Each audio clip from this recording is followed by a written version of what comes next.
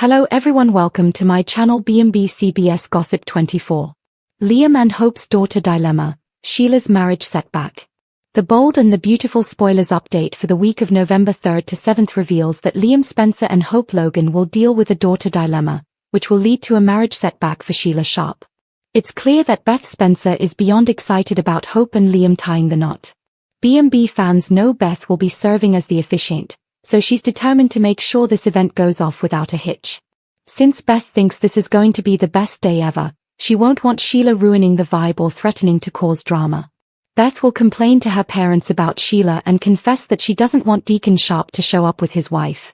Of course, Beth seems quite fond of Grandpa Deacon, so she may be fine with him attending on his own.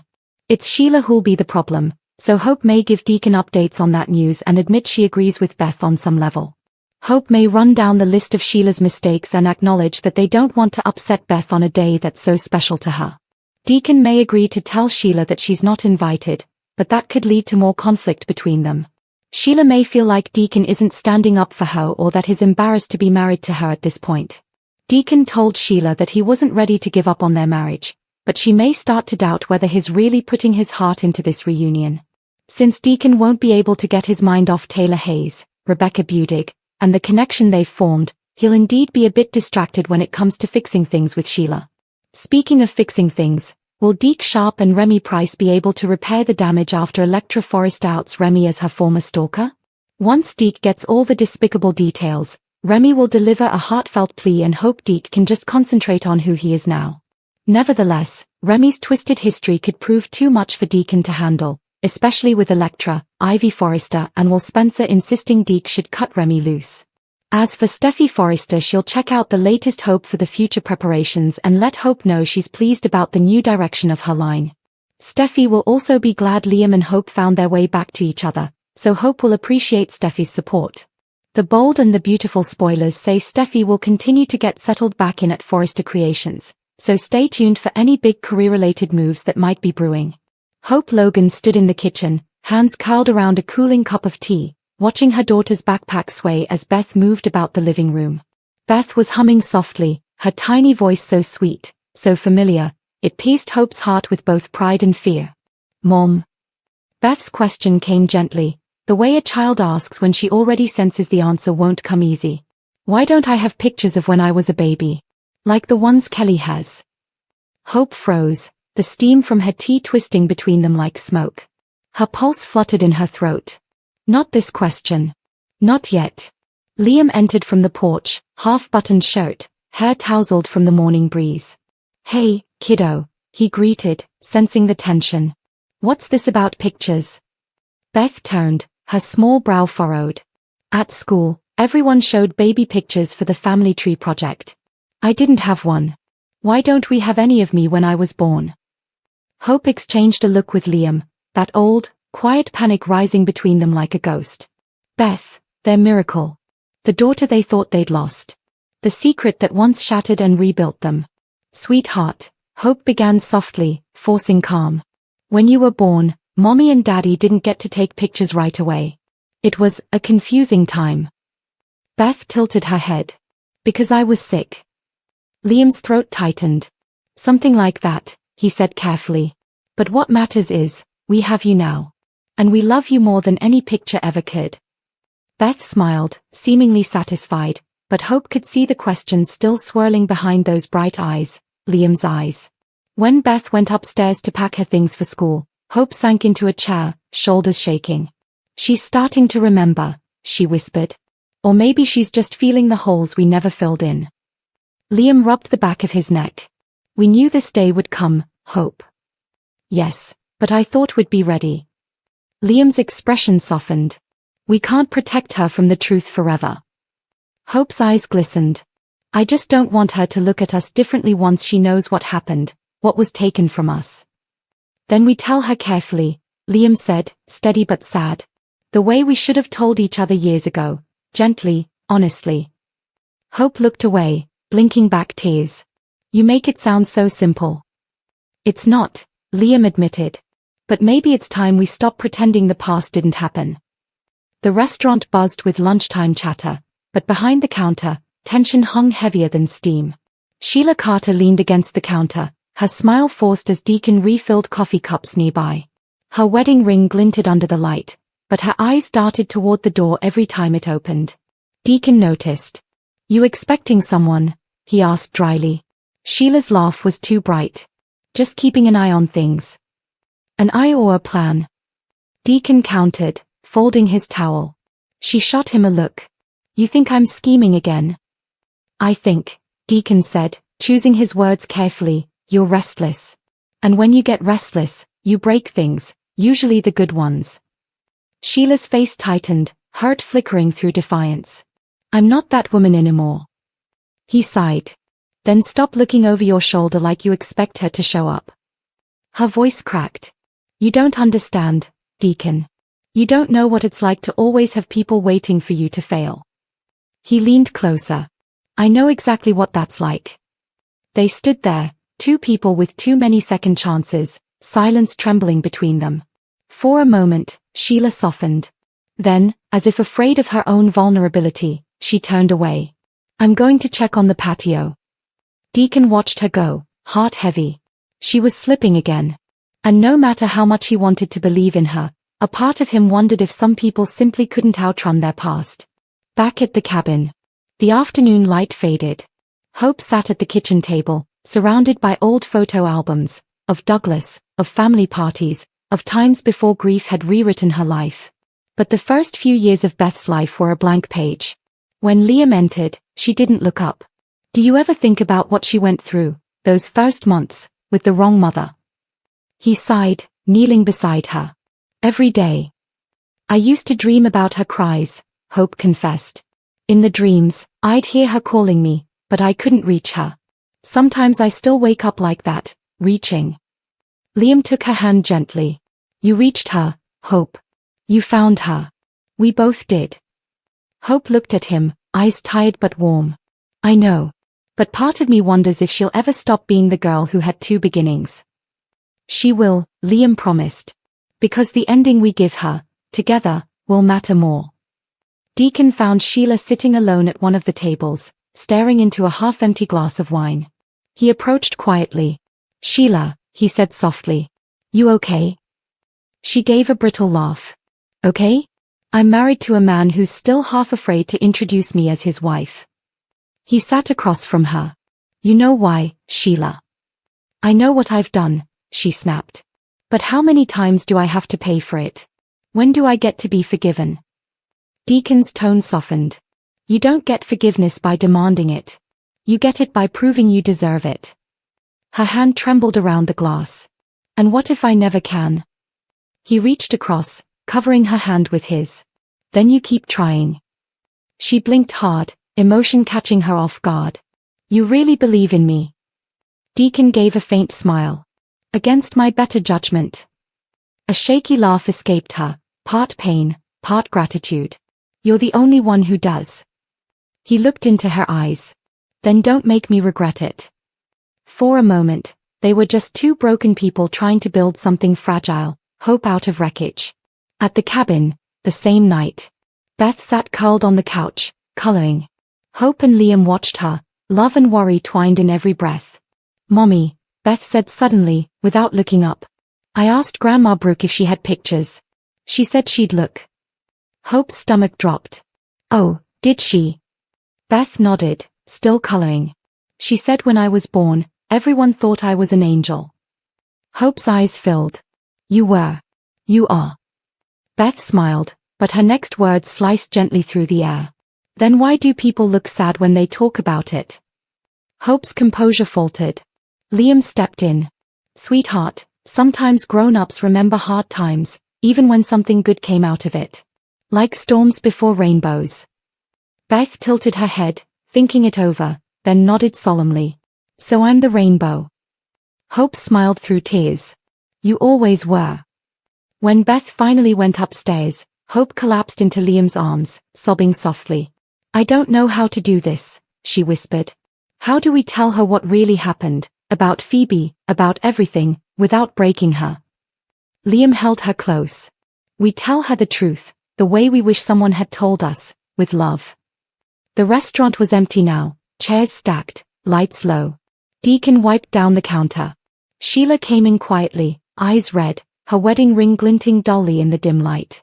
I was thinking, she began carefully. Maybe I should stay somewhere else for a while. Deacon's heart clenched. Don't do that. I'm not running away, she said quickly. I just need to prove I can stand on my own. That I'm not some shadow following you around. He stepped closer. You don't have to prove that to me. She looked at him, really looked at him, and smiled sadly. No, Deacon. I have to prove it to myself. Then she kissed him, soft, lingering, almost like a promise and a goodbye wrapped in one. When she left, Deacon stood in the doorway long after she disappeared, the neon sign flickering above him like a broken heartbeat. Hope stood on the porch, watching the stars. Liam joined her, the quiet hum of crickets filling the silence. She's asleep, he murmured. Finally. Hope nodded. She dreams peacefully. I wish I could. He touched her shoulder. You will. She looked at him, eyes heavy with love and old pain. Do you ever think maybe we were never meant to forget what happened, only to learn how to live with it?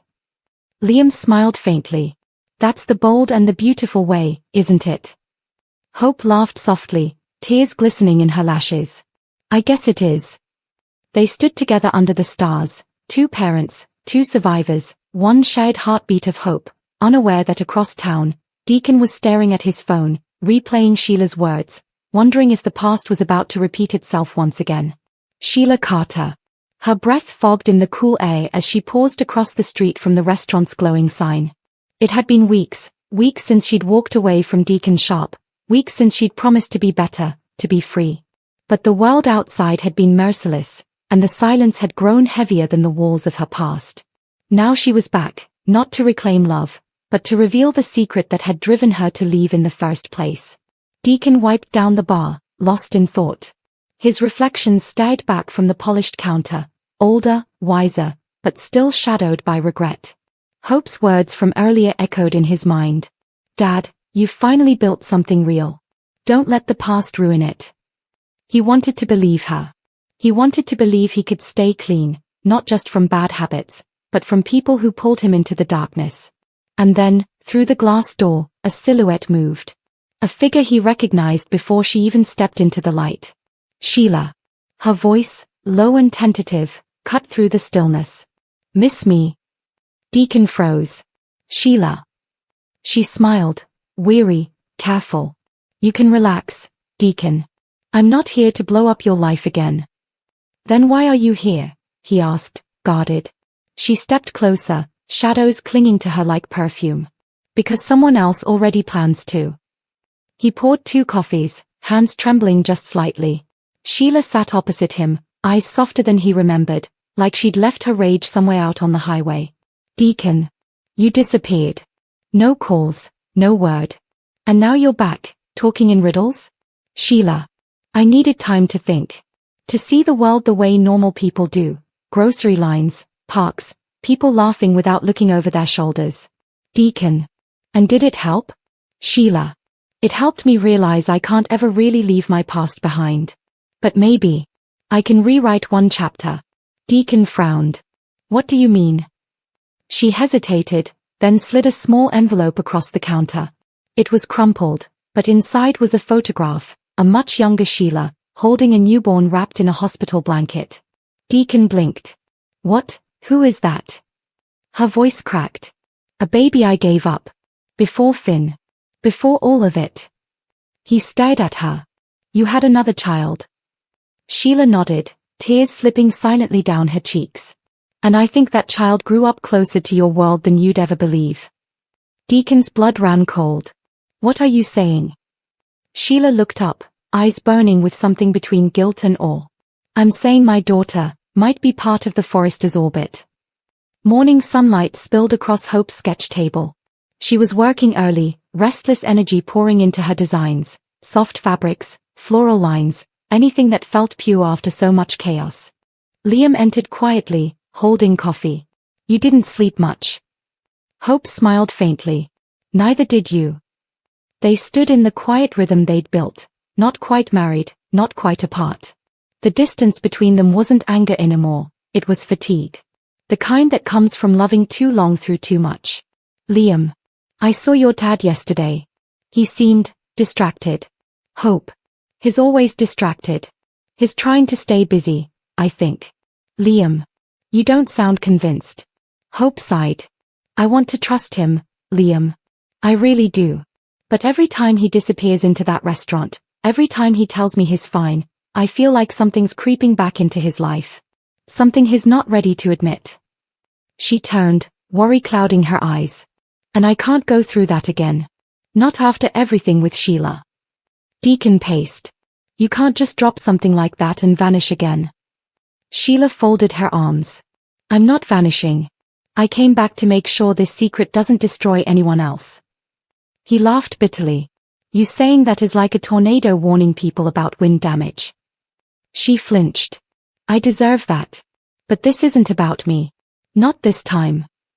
Deacon sank into his chair, rubbing his temples. Who's the father? Sheila hesitated. He's gone. Long gone. But I started looking into records after I left. Adoption files, sealed cases. There's a name that kept popping up, one that connects back to the Forresters. Who? Deacon asked. She swallowed hard. Poppy Nozawa. Deacon stared. Luna's mother. She nodded.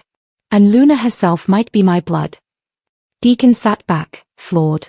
You're saying Luna Nozawa, the girl working at Forrester, RJ's girlfriend, might be your daughter? Sheila's voice trembled. I don't know for sure. But if it's true, it changes everything. Meanwhile, Steffi stood on the deck overlooking the ocean, sipping coffee. Finn joined her, sliding an arm around her waist. You've been quiet, he murmured. She exhaled. I've been thinking about your mother. Finn frowned. What about her? She's been gone a while. Too quiet, even for Sheila. I can't help wondering if she's planning something. Finn's jaw tensed. I told you, she's not part of our lives anymore. I know, Steffi said softly. But she's never been good at staying gone. They looked out at the horizon, two people who'd survived too much to ever truly relax. That afternoon, Hope arrived at Illinois Giardino unannounced. She found Deacon behind the counter, lost in thought. Dad. He looked up, startled. Hey, sweetheart. You've been quiet lately, she said, sliding into a seat. Even for you. He forced a smile. Just busy. Busy, or hiding something, she pressed. Deacon froze, the question hitting too close. Hope. Dad, I've been here before, she said softly. When you say you're fine, it means something's wrong. I can feel it. He sighed, leaning against the counter. You really are your mother's daughter. Then don't lie to me, Hope said. Is it Sheila? Did she reach out? His eyes flickered before he could stop himself. Hope saw it, that tiny betrayal of truth. Oh my God, she whispered. She's back. Deacon's shoulders slumped. I didn't call her, Hope. She just showed up. Hope shook her head, tears brimming. She always just shows up, Dad. That's what she does.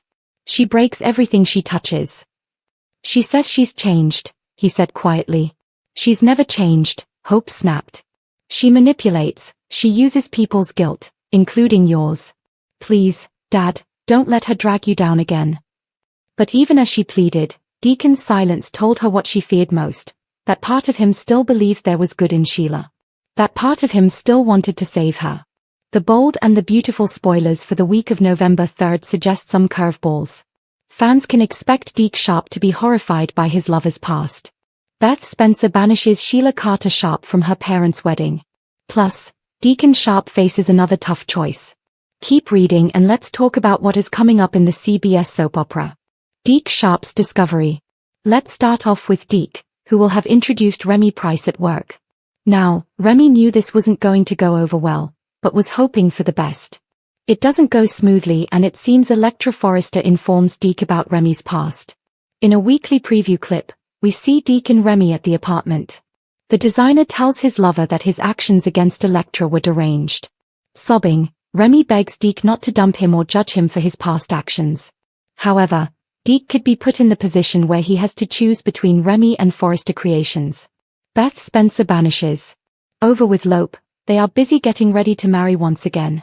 Beth is just the happiest and is so excited to marry her parents. Again. In any case, Beth starts making demands. The blonde comments that she doesn't want that lady at Hope Logan and Liam Spencer's wedding. That is when Liam pushes her to open up, and Beth explains it's Sheila. Of course, Hope and Liam understand why Beth doesn't want Sheila at the wedding. So, that means Hope will need to talk to her father. Deacon Sharp's heart torn. The bold and the beautiful spoilers for the week of November 3rd reveal that Deacon will try to explain the wedding situation to his wife. However, she insists on being there just because she is Deacon's wife and the bride's stepmother. Deacon will have to explain that if they don't want her there, then she needs to respect that. What are the chances Sheila attends anyway, perhaps in disguise or hiding out? Will she see Deacon get a bit too close to Taylor Hayes? Luna Nozawa's baby fate. As for Luna Nozawa, she will still be in prison. However, she likely has some more plans in place to get out of prison. What does this mean for Will Spencer, Elektra, Bill Spencer, and Katie Logan?